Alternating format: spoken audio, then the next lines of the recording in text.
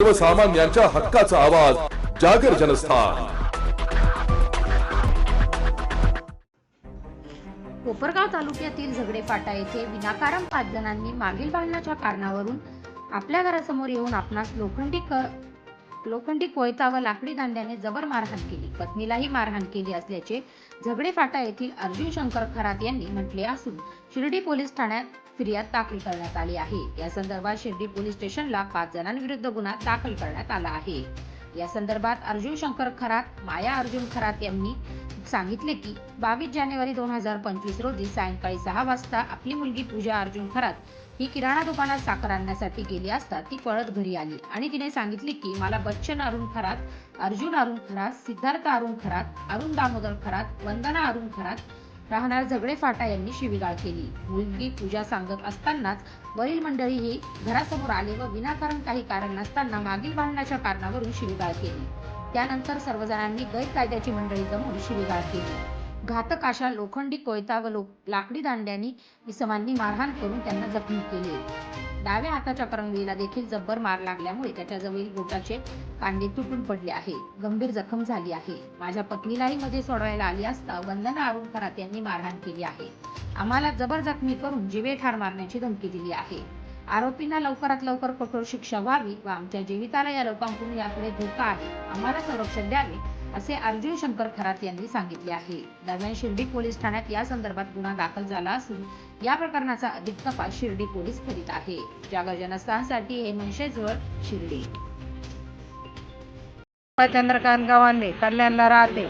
माझ्या भावावर हल्ला झाला, मी मीडियावाल्यांना सांगितलं तो कोपरली नाही म्हणून तुमच्याकडे आले। तर माझ्या भावाला हे लोक सजा तर होईनाच, यांना पोलीस दखल घ्यायना, पण इथून पुढे बी माझ्या भावाला धोकाच आहे त्यांच्यापासून, कारण ते कधी येते ही 4थी वेळ आहे। आता हे कोपरगावच्या पोलिसामुळे माझ्या भावाचा हात तुटेल।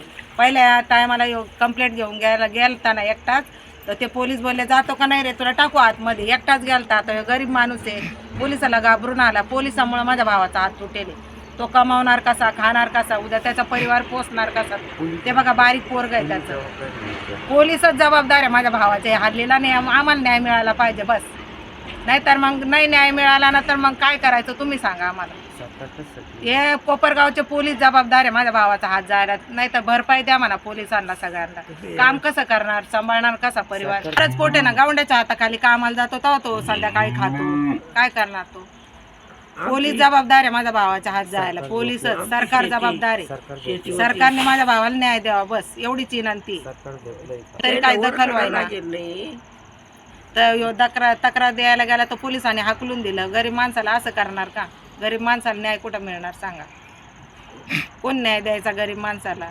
उद्या ते मारू नाही जातील तर पोलीस दखल घेणार नाही कोपरगावचे, केसच दाबी त्या 4 केसी झाल्या त्या घरातल्या तरी त्यांनी घेतल्या नाही कोपरगावच्या पोलीस स्टेशननी, मग कुठं जायचं सांगा तुम्ही, आम्हाला न्याय द्या आता। माझं नाव अर्जुन शंकर खरात, राहणार झगडे फाटा, चांदिका सर, तालुका कोपरगाव, जिल्हा अहमदनगर। तर घटना अशी आहे, 22 तारखेची घटना आहे। संध्याकाळी 6 ते 7च्या दरम्यानमध्ये सामनीवाली पार्टी म्हणजे उर्फ बच्चन अर्जुन दामू खरात, सोनू दामू खरात, साजन दामू खरात, वंदनाबाई खरात, अरुण दामू खरात, हे 5-6 जण मिळून माझ्या परिवारावर हल्ला केला। अचानक आम्ही चहा पित असताना घराबाहेर ओढून माझ्यावर नारळाचा कोयत्याने वार केला। त्याच्यात मी वाचवायला गेलो, मानेवर पडणारा वार हातावर घेतल्यामुळे माझी 2 बोटं तुटून गेली। तर मी कंप्लेंट घ्यायला कोपरगावला गेला असताना कोपरगावच्या पोलीस स्टेशनने आमची कंप्लेंट घेतली नाही।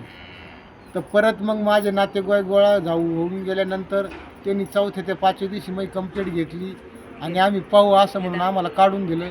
तर आज पोतर त्या कंपनीचं काही इन्क्वायरी नाही, काही नाही। गावचे पोलीस पाटील म्हणा, सरपंच म्हणा, हे बी आमची दक्षता घ्यायना, म्हणून आता आम्ही विनंती करतो का आम्ही जायचं कोणाकडे इन्साफ मागायला।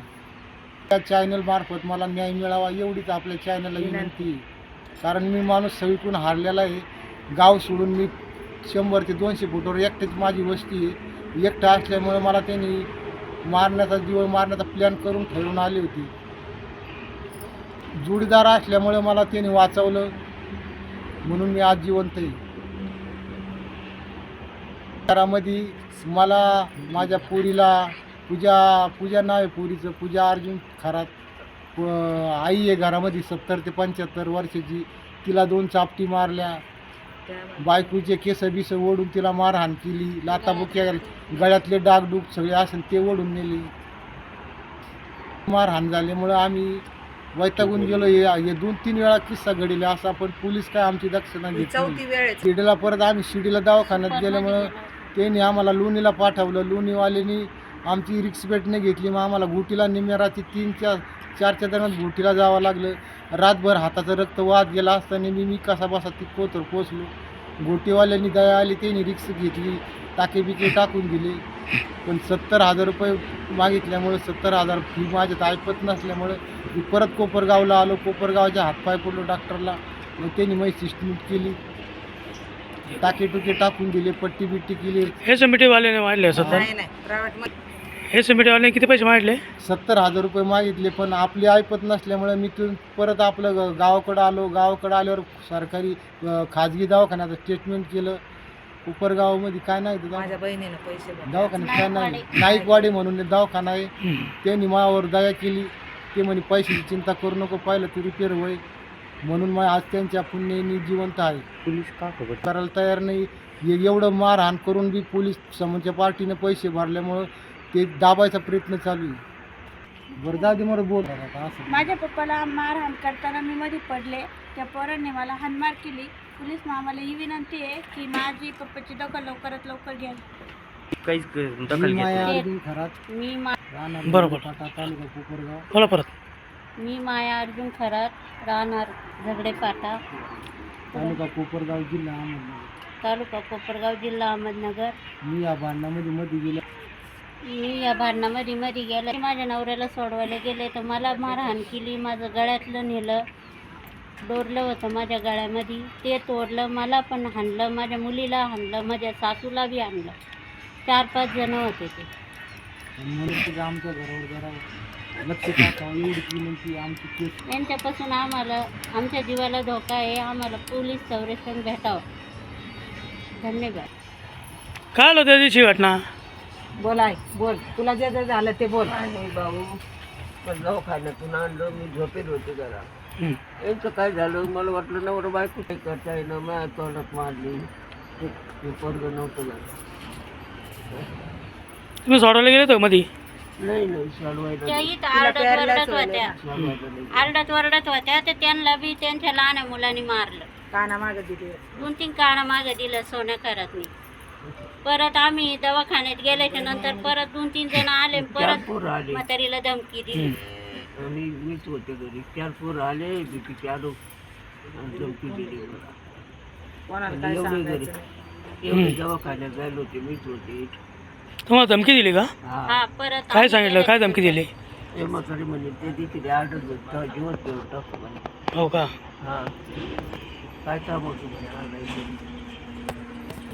ती बाई आहे ना भाऊ, ती बाई तुम्ही जर पाहते ना, चालू बाई आहे.